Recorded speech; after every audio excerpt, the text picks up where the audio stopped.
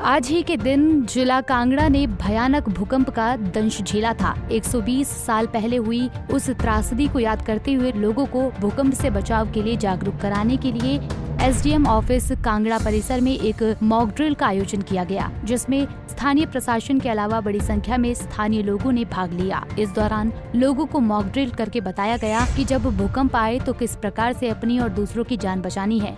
SDM Kangra Ishant Jaiswal ने कहा कि अगर लोग ऐसे मौके पर सूझबूझ से काम लें तो बहुत सी कीमती जानें बचाई जा सकती हैं और बड़ी त्रासदी होने से बचाया जा सकता है।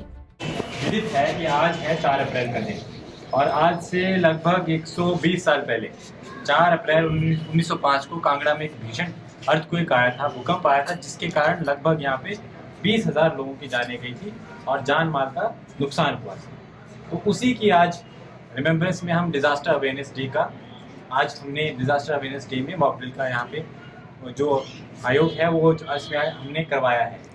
तो अर्थक्वेक में बेसिक जो समस्याएं आती हैं और जो बेसिक प्रोटेक्शन होता है वो होता है ड्रॉप, कवर एंड होल्ड। सबसे पहले जैसे आपको लगे कि अर्थक्वेक आ रहा है तो ड्रॉप, झुक जाएं, अपने आप को कवर करें और कोई भी जो फर्म चीज़ है, अगर आप यहाँ पे ऑफिस कॉम्प्लेक्स में बैठे हैं तो अगर आप टेबल को पकड़ लें, सबसे पहले नीचे झुकिए, टेबल को अपने ऊपर ले लीजिए और उसको फर्मली पकड़ लीजिए।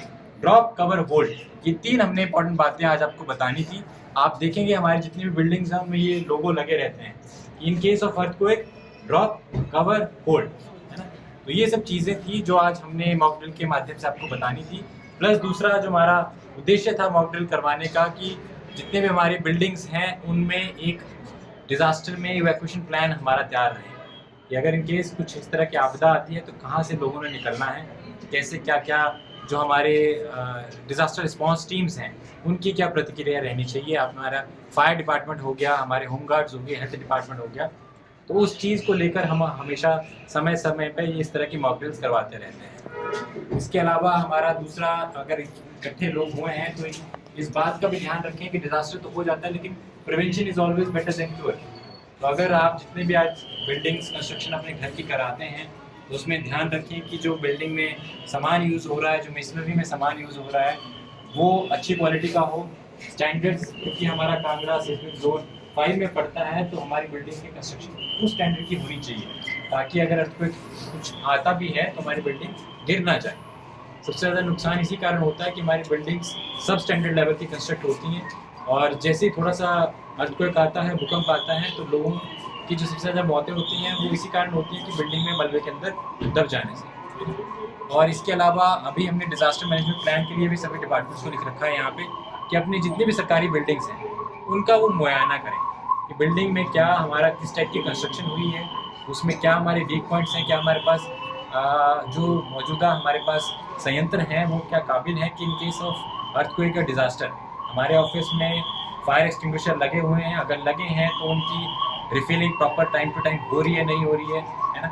हमारा इवैक्यूएशन प्लान में एग्जिट प्लान कहाँ से रहेगा, जैसे कि अगर कोई फायर की गाड़ी आनी होती है तो समय से वो एंट्री कर पा रही है, नहीं कर पा रही है। हमारे रोड्स क्या इतने कंजेस्टेड हैं कि इन केस कभी हमें रिस्पॉन्स करना पड़े तो हम टाइमली रिस्पॉन्स कर पाएंगे, नहीं कर पाएंगे। उसके अलावा हेल्थ डिपार्टमेंट का अपना एक SOP रहता है कि उन्होंने कैसे पेशेंट हैंडल करने होते हैं, किस तरीके से अगर इनके पास इमरजेंसी कॉल होता है तो कैसे रिस्पॉन्ड करना होता है। तो सब डिपार्टमेंट्स का ये कोऑर्डिनेशन बहुत अहम होता है इस चीज़ में कि ये सब डिपार्टमेंट एक साथ आएँ।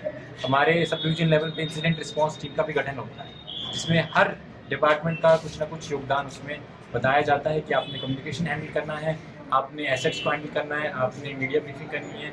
तो इस तरह से ये चीज़ें हम अभी इस सेशन के बाद भी हमारा 3:30 बजे एक सेशन है जिसमें कि हमारे NIT से जो प्रोफेसर हैं वो आएंगे और सेफ बिल्डिंग कंस्ट्रक्शन प्रैक्टिसेस के बारे में जितने भी हमारे लाइन डिपार्टमेंट हैं, PWD, IPH, म्यूनसिपल काउंसिल, हमारे टेम्पल के JE, SDO, उनके कॉन्ट्रैक्टर्स को हमने बुला रखा है ताकि उनको सेफ कंस्ट्रक्शन प्रैक्टिसेस के बारे में ज्ञान दिया जा सके कि आपने किस तरह से कंस्ट्रक्शन एक्टिविटीज़ अंडरटेक करनी है। इसके अलावा अब सब लोगों से हम यही उम्मीद करते हैं कि डिज़ास्टर के प्रति थोड़ा संवेदनशील रहें। बेसिक चीज़ें हैं, आपको सरकार अवगत कराती रहती है, हमारे जितने भी NGOs हैं वो भी आपको अवगत कराते रहते हैं कि इन केस ऑफ डिजास्टर आपने क्या क्या चीज़ें करनी होती है। तो आप सब यहाँ पे इकट्ठे हुए, आप सभी का बहुत बहुत धन्यवाद। Thank you so much. बता दें कि आज ही के दिन 4 अप्रैल 1905 में आए जबरदस्त भूकंप में करीब 20,000 लोगों ने अपनी जान गंवाई थी। माना जा रहा है कि भूकंप के झटके करीब 2 मिनट तक महसूस किए गए थे, जिसमें इंसानी जिंदगियों के साथ साथ करीब 53,000 घरेलू पशुओं की मौत हो गई और करीब 1 लाख घर नष्ट हो गए थे। इस दौरान हुई क्षति की पूर्ति की आर्थिक लागत करीब 2.9 मिलियन रुपए थी।